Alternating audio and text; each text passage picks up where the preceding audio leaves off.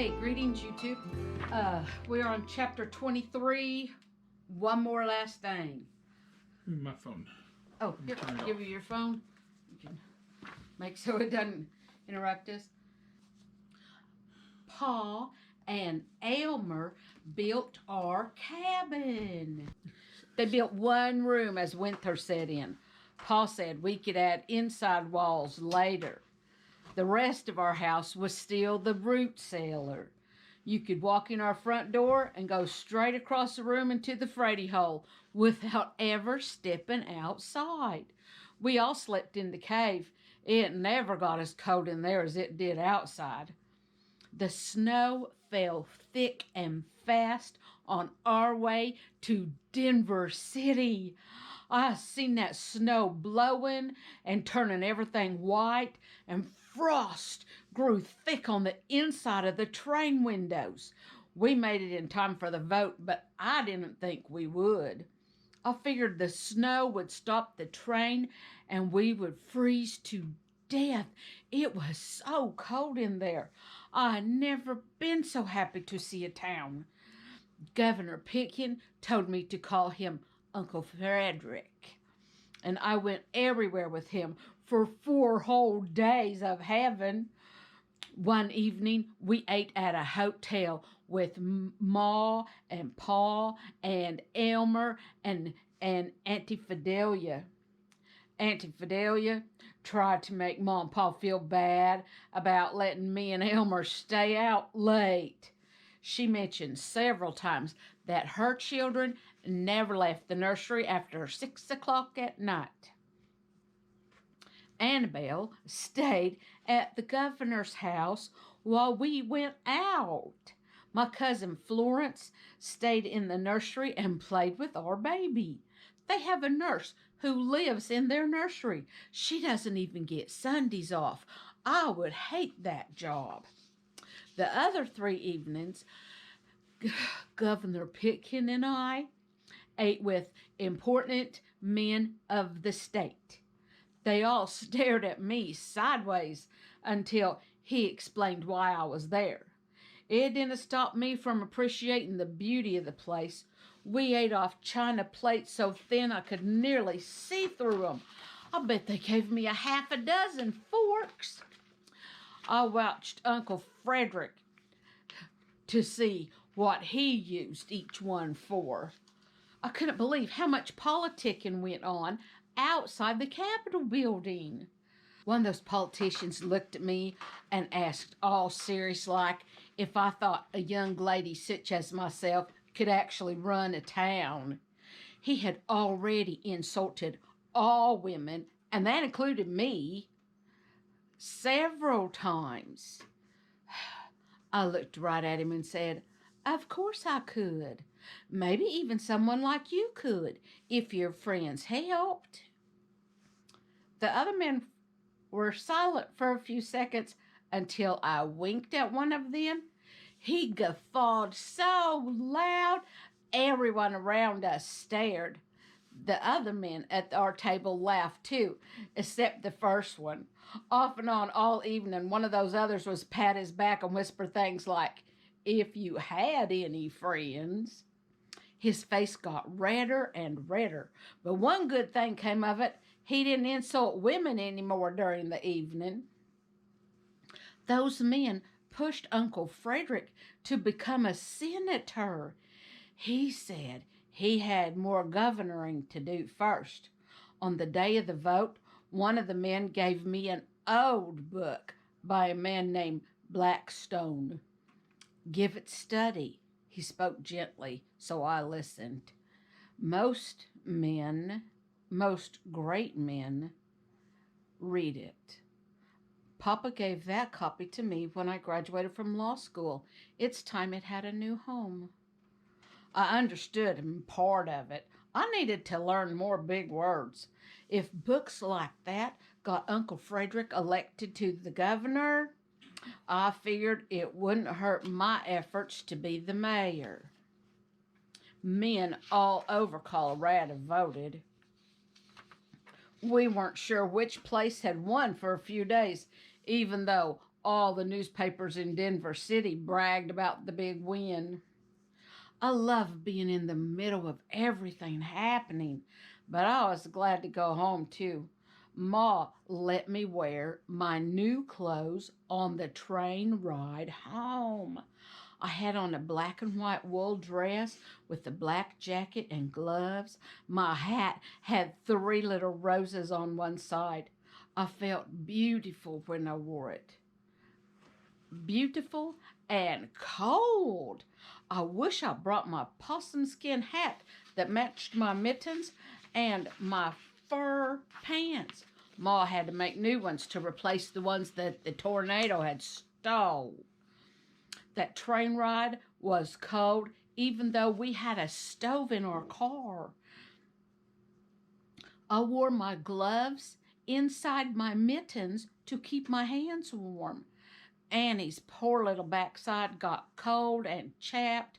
Ma smeared it with wool fat, but Annie couldn't help making messes on herself. That train ride took forever. Finally, the train squealed to a stop in Pueblo. We moved all our stuff to the stage and headed to Walsenburg. I didn't think it was possible, but the stage ride home from but the stage ride was colder than the train. I had to just give up and sleep. I woke up when the stage rocked up to a stop in front of Kruger's. Elmer and I argued over who got to run home and get our horses and wagon. We both went. He ran slow so we could stay together. We ran to the house from town and hitched up our team. I made sure to get my fur pants. We drove back to town and got Pa and Ma and Annie. The team barely trotted along when Elmer drove. I slid those reins out of his hands. He climbed in the back and disappeared under our buffalo robe. He said the horses ran faster for me anyway. I figured he was cold and wanted to cover up. It was nearly Christmas by the time we got a chicken house and a shed built for Bossy. Discouragement ate at my heart. Our old barn had been so big, and this new shed was so pitiful small. It only had to hold chickens and one cow for now, but we didn't even have any chickens. It looked tiny and worthless. On a Sunday, a week before Christmas and my 9th birthday, people started showing up at our house carrying blankets and food and funny little tools, and they brought clothes for all of us and furniture and books. I bet we got us more than 24 books. Mrs. Gosling got me a book called Plutarch Lives. I never knew so many Greeks and Romans was important. Plutarch wrote about several of them. I hadn't even finished Blackstone, and now I had another important book to read. Between everyone, they gave us 17 chickens. Several of them had really pretty tail feathers like Doodle Doo used to have. I was so glad Ma had shared our little chickens. Some Elmer's friends each gave us a pelt that they had tanned. I saw Mom eyeing a possum fur. I knew right off she was making plans in her head. Even the Krugers came to our housewarming. Mr. Kruger gave Pa a new rifle and a box full of bullets. I guess he finally felt bad about hitting me. Maybe he thought if he gave Pa a gun, I would not shoot him. That would have been a bad bet. I planned to shoot him if he ever hit me again, or if he'd hit Emmy like he hit me. Maybe I'd shoot him in the knee instead of in the head. Forgiving him a little bit made me feel better. Ma and Mrs. Ruth went to the river and dug up some narcissus flowers and planted them by our new front porch. They don't look like flowers, they look like dead weeds. but they will grow in the spring. Mrs. Ruth took a few home to plant by her Friday hole. Letha and Billy Joe got married at Pastor Regan's house with only the Gosling family as guests. They moved into Letha's family's old house.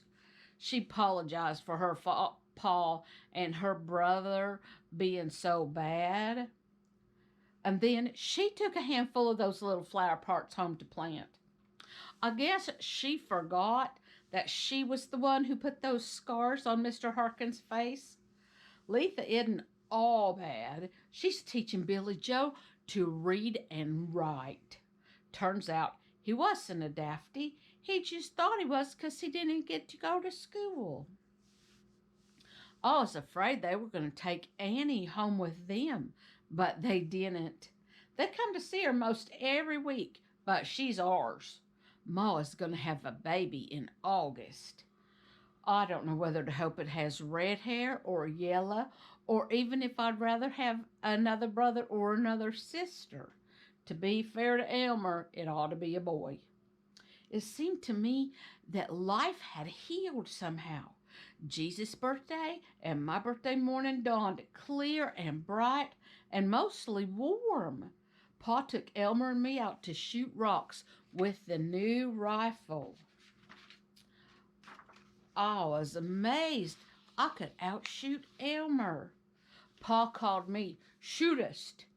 I only missed one rock. Pa sent me to the house.